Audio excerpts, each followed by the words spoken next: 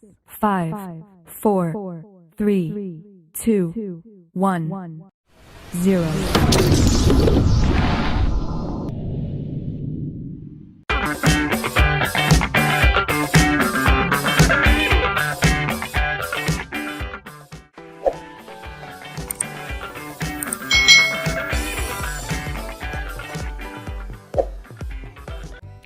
Hai. Selamat datang di channel YouTube Kak Citra. Apa kabar adik-adik semuanya? Kak Citra berharap kalian dalam keadaan yang baik, sehat, dan siap untuk belajar ya. Hari ini kita akan belajar bersama-sama untuk mata pelajaran tematik kelas 1. Kita belajar di tema 8, peristiwa alam, subtema 1, peristiwa siang dan malam, pembelajaran yang ke-6. Mari adik-adik yang hebat, kita belajar dengan penuh semangat ya. Adik-adik perhatikan gambar cuaca cerah berikut ini. Siang hari yang cerah, hari ini Lani sangat gembira. Lani bermain peta umpet bersama teman-teman. Matahari bersinar cerah. Cuaca cerah menambah semangat Lani mencari teman yang bersembunyi. Adik-adik, apakah kalian pernah bermain peta umpet bersama dengan teman-teman kalian? Pasti rasanya sangat menyenangkan ya bermain peta umpet, apalagi kalau cuacanya saat itu sedang cerah. Lalu adik-adik, di sini ada gambar malam hari ya adik-adik ya. Nah, malam bertabur bintang.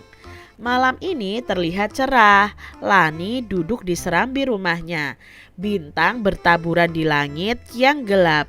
Angin bertiup pelan dan udara terasa sejuk. Nah adik-adik, kalau siang hari di waktu yang cerah kita bisa bermain bersama teman-teman. Tapi kalau di malam hari ya kita bisa berkegiatan hanya di rumah saja.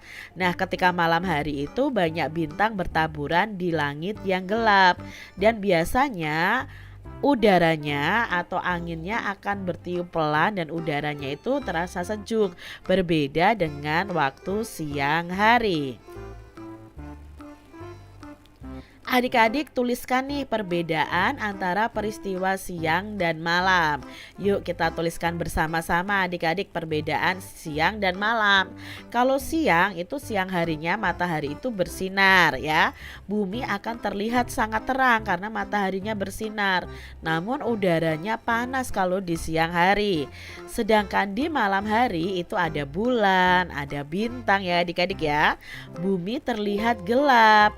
Lalu udaranya sejuk. Itu perbedaan pagi atau siang dan malam. Indahnya siang dan malam. Lani semakin mengerti nih perbedaan siang dan malam. Lani berlatih mencocokkan gambar. Kemudian Lani berlatih menuliskannya menjadi cerita. Di sini adik-adik ada gambar dan ada kalimatnya. Lalu nanti kita susun nih berdasarkan gambar ini kalimat atau ceritanya seperti apa. Misalnya nih adik-adik yang pertama ya. Di sini ada gambar malam hari dan siang hari. Menurut kalian mana kalimat yang sesuai dengan gambar ini? Apakah belajar di sekolah diterangi sinar matahari atau saat cerah kita bisa bermain di halaman bersama teman-teman? Tuhan menciptakan siang dan malam dalam satu hari untuk kebaikan kita. Selimut melindungi tubuh kita dari dinginnya malam, atau jika matahari terbenam kita diterangi oleh lampu untuk belajar. Nah yang sesuai dengan gambar yang pertama adalah Tuhan menciptakan siang dan malam dalam satu hari untuk kebaikan kita. Lalu gambar yang kedua nih adik-adik sedang belajar di kelas. Nah mana nih kalimat yang sesuai dengan gambar ini? Ya, yang sesuai adalah belajar di sekolah diterangi sinar matahari. Lalu gambar yang ketiga, bermain bersama teman. Nah, kalimat yang sesuai adalah saat cerah kita bisa bermain di halaman bersama teman-teman. Lalu gambar keempat adik-adik, saat ini Benny sedang belajar dengan lampu ya. Nah, kalimat yang sesuai dengan gambar ini adalah jika matahari terbenam, kita diterangi oleh lampu untuk belajar. Lalu yang terakhir, tidur menggunakan selimut. Berarti selimut melindungi tubuh kita dari dinginnya malam. Nah, dari itu adik-adik kita akan salin kalimatnya sesuai urutan yang sudah kita susun. Nah, kita bisa menambahkan kalimat kita sendiri dan berilah judul untuk melengkapi ceritamu. Misalnya nih adik-adik, ketika sudah diurutkan seperti ini. Tuhan menciptakan siang dan malam dalam satu hari untuk kebaikan kita. Belajar di sekolah diterangi sinar matahari. Saat cerah, kita bisa bermain di halaman bersama teman-teman. Jika matahari terbenam, kita diterangi oleh lampu untuk belajar. Selimut melindungi tubuh kita dari dinginnya malam. Nah, adik-adik bisa ceritakan di depan teman-teman kalian atau di depan keluarga kalian ya. Lani telah selesai menulis ceritanya. Ia akan membacakan ceritanya di depan kelas. Lani tampil percaya diri. Ia membaca cerita dengan intonasi yang benar. Teman-teman senang loh mendengar cerita Lani. Siang ini matahari bersinar tidak terlalu terik. Angin tertiup sepoi-sepoi. Udara terasa sejuk. Lani mengajak teman-teman bermain di lapangan. Mereka bermain sambil mengukur panjang lapangan. Nah, masih ingatkah adik-adik cara mengukur panjang? Cara mengukur panjang itu dengan satuan yang tidak baku. Misalnya ada jengkal dan ada depa ya, adik-adik ya. Nah, di sini kalian bisa menuliskan hasil pengukuran kalian nih adik-adik terhadap benda-benda di sekitar kalian dan kalian bisa bandingkan dengan pengukuran teman kalian. Nah, kalian bisa tuliskan seperti ini ya. Tabel hasil pengukuran panjang tepi lapangan sekolah. Ya, coba teman kalian siapa namanya, lalu hasil pengukurannya berapa jengkal. Satuan tidak baku yang digunakan adalah, satuan yang tidak baku yang digunakan adalah bisa jengkal, bisa depa, bisa pakai tongkat juga adik-adik. Coba apakah hasil pengukuran kalian itu sama? Tentunya hasil pengukuran kalian itu menjadi berbeda karena satuan tidak baku itu yang digunakan pun juga berbeda. Nah, urutkan nih hasil pengukuranmu. Mulailah mengurutkan dari yang paling kecil. Dari tabel tadi kalian bisa mengurutkan dari yang paling kecil atau paling sependek ukurannya itu kalian tuliskan adik-adik dan kalian urutkan. Nah, adik-adik, hasil pengukuran itu menjadi berbeda karena satuan tidak baku yang digunakan juga berbeda. Jadi kalau satuan baku, misalnya antara tangan Kak Citra dengan tangan kalian saja, jengkalnya akan berbeda. Apalagi kalau kalian mengukurnya dengan jengkal dan depa, itu juga berbeda. Jengkal itu hanya setelapak tangan, depa itu serentangan kedua tangan kita. Jadi kan berbeda pengukurannya. Jadi itu dikatakan satuan tidak baku karena masing-masing orang kalau mengukur dengan jengkal hasilnya akan berbeda. Hasil pengukuranmu harus dituliskan secara benar. Begitu juga hasil pengukuran temanmu, tulislah secara benar. Nah, berperilaku benar itu sesuai dengan sila kelima Pancasila. Masih ingatkah adik-adik bunyi sila kelima Pancasila?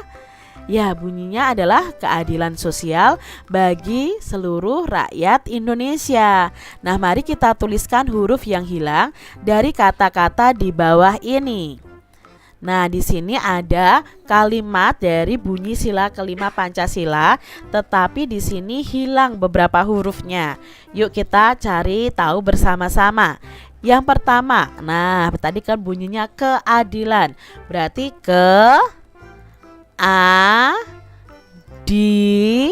lan ya, yang hilang huruf A, I, L, N. Keadilan. Sekarang sosial, huruf apa saja yang hilang? S, O, S, I, A L, sosial. Sekarang yang ketiga, bagi. B A G I, bagi.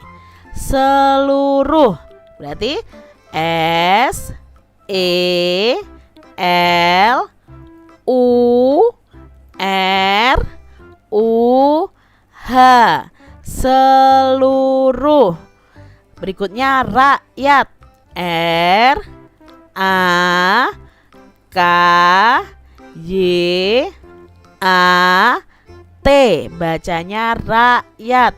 Indonesia, I N D O N E S I A, Indonesia. Nah, seperti itu ya adik-adik ya. Sudah berbunyi keadilan sosial bagi seluruh rakyat Indonesia. Bu Guru memberikan teka-teki kata nih adik-adik. Lani dan teman-temannya berusaha memecahkannya. Mereka mencari bunyi sila kelima Pancasila. Mereka juga mencari simbol sila kelima Pancasila.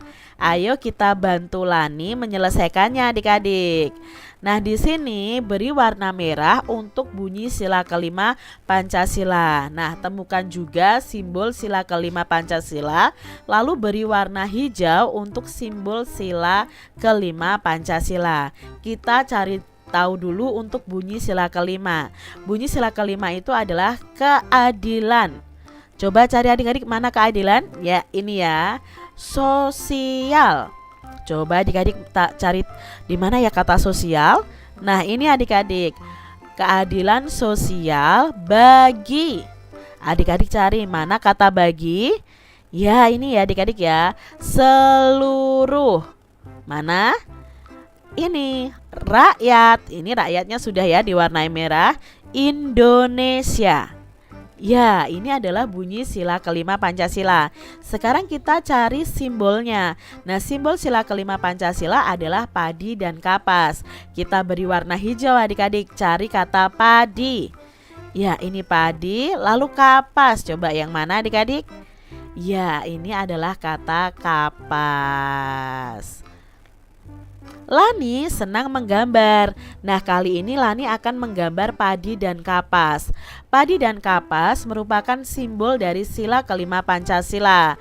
Warnai gambarmu dengan krayon atau pensil warna. Coba ya adik-adik ya, kalian gambar padi dan kapas di buku gambar kalian masing-masing.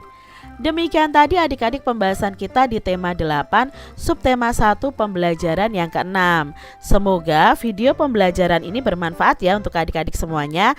Dan sampai jumpa lagi di video pembelajaran Kak Citra selanjutnya. Tuhan memberkati.